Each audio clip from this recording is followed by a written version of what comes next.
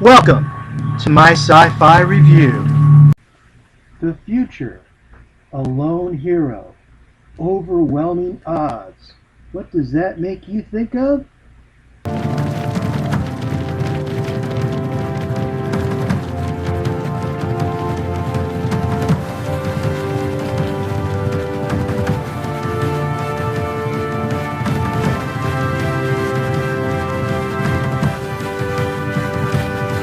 What? That would be nice, but no, this one.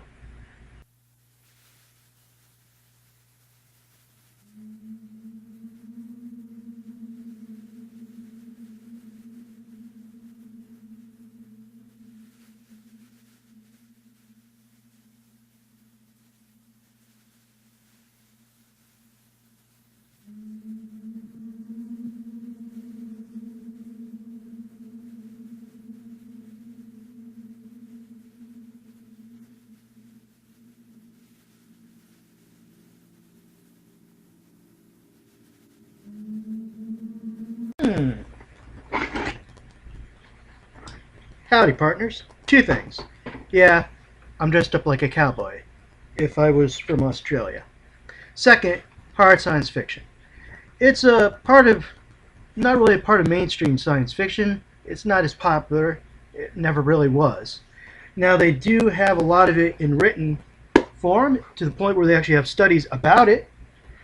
But in films, it's really just not appreciated. It's a rare beast.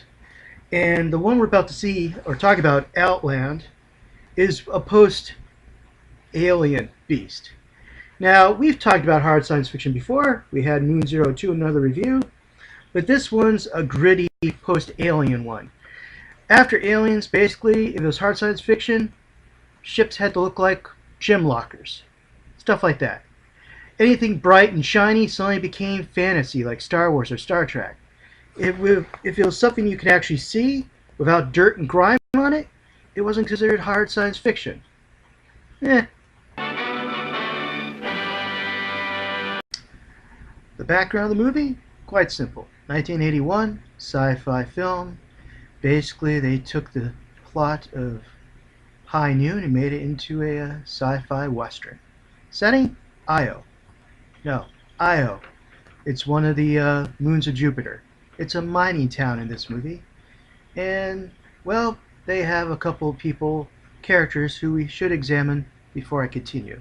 First one is, of course, the sheriff.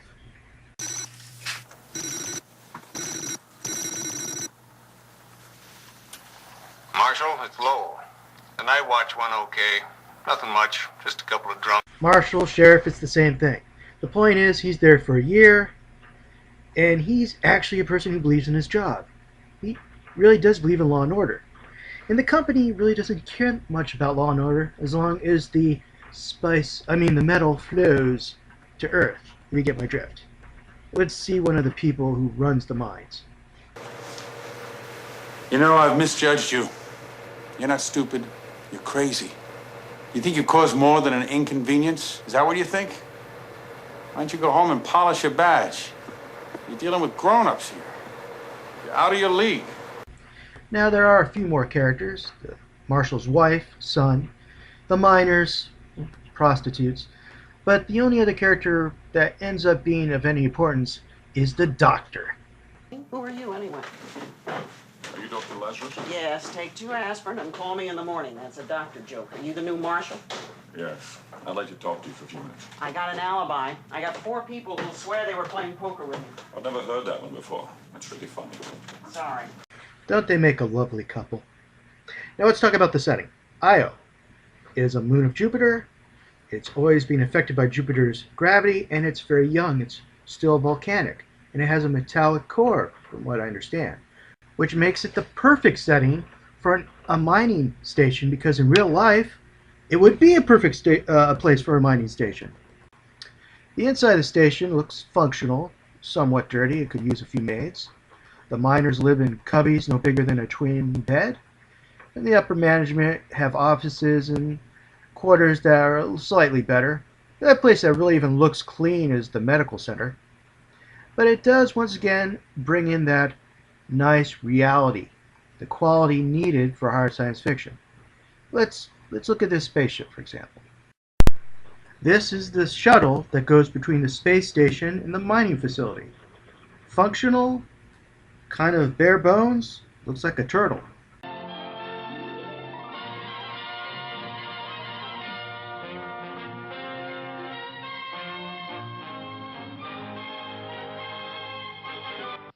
We've a large assortment of freshly made sandwiches. How about a pizza? None better anywhere.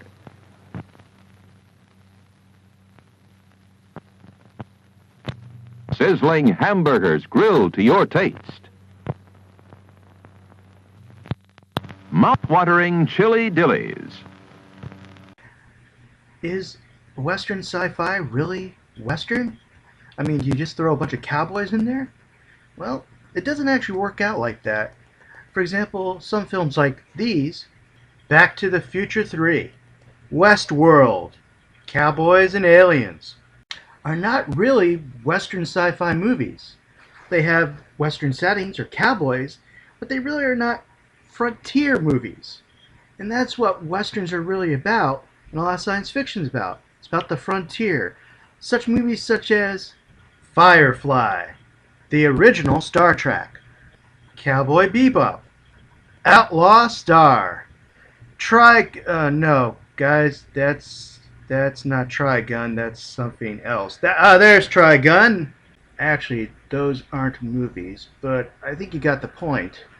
The Western setting is about pushing the envelope of the frontier, the pioneers, and all the problems dealing with that, whether it's being the fight against nature or man.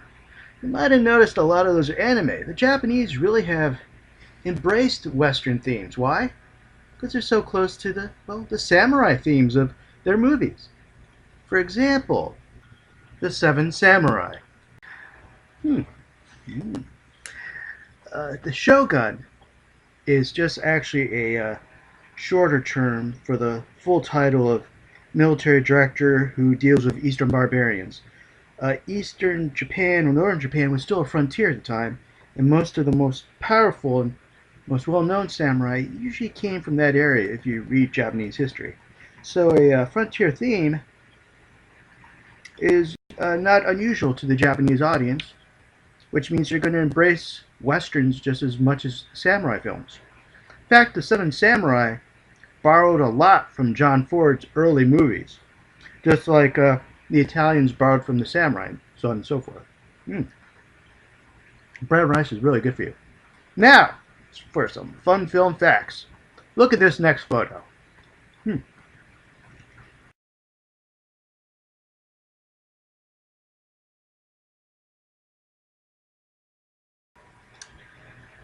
Oh, hi. Now, when you looked at that image, it's a artist's concept of what the mining colony looked like. You might have noticed stilts. If not, go back and look again.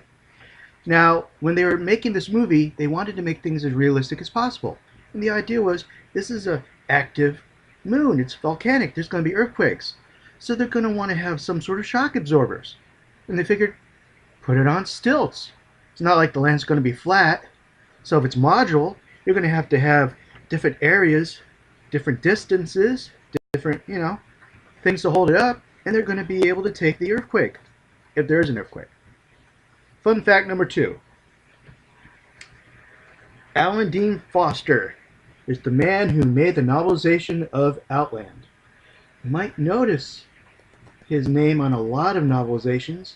He did Alien and Star Wars. Now, after saying all that about how realistic they tried to be, the flaw is kind of sad. Look at this. Sorry, help me get it out! I gotta open my suit! Sheppard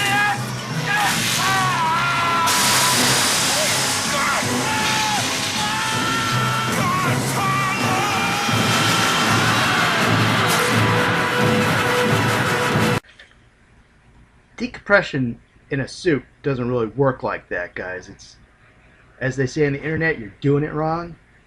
It's just a little embarrassing and outdated. It's not really a full face palm, it's more of a half. Jean-Luc,